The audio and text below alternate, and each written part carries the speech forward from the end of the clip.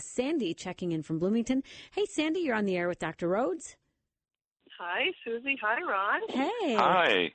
Hey. Ron, I just got your new book, Bible Prophecy Answer Book, today in the mail. Woo-hoo. Oh, good. Excited. Awesome.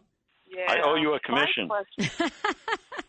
50 cents. You get that whole 50 cents, Ron. I'm just kidding. So what do you say, Sandy? What's your question? Well, I'm wondering about prayer. I like to pray at night before I go to sleep, and I pray in my heart.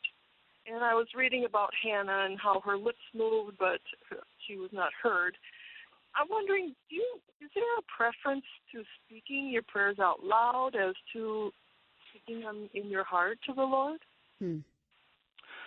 Well, you can pray either way. The Lord hears your prayers not based on your vocal cords, but, He hears you no matter where you are, whether you're praying silently or praying out loud. And the thing of it is that that's a good thing, because in many, many cases it's not possible for us to speak out loud. We might be in a circumstance that comes up very, very suddenly, and we might be in the midst of a crowd. And the wonderful thing is that you can talk to God in your heart just as realistically and concretely as if you were speaking those words aloud. And so I would just say that whatever the context you're in, you can either pray aloud or pray in your heart. But I would make sure that you pray biblically. That's the really key thing. And I would really offer just a couple of pieces of advice. We really ought to always enter his gates with thanksgiving. You see that not just in the Old Testament in Psalm 100, verse 4, but look at the New Testament, Ephesians 5:20, Colossians 3:15. Thanksgiving is a missing ingredient in many prayers today. Likewise, praise. Don't just ask for things, but praise God for the things he's already given you.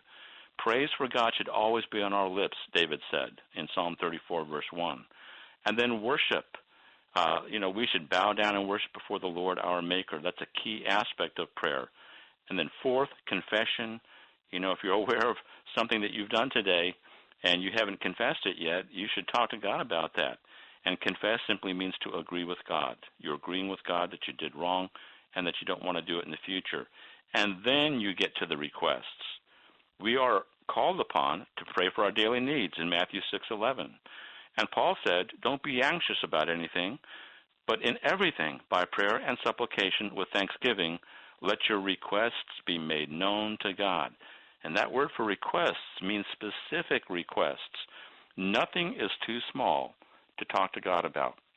You might think it's a trivial thing, but God has his ears open, and he will hear you. Love that. Thank you so much for that call.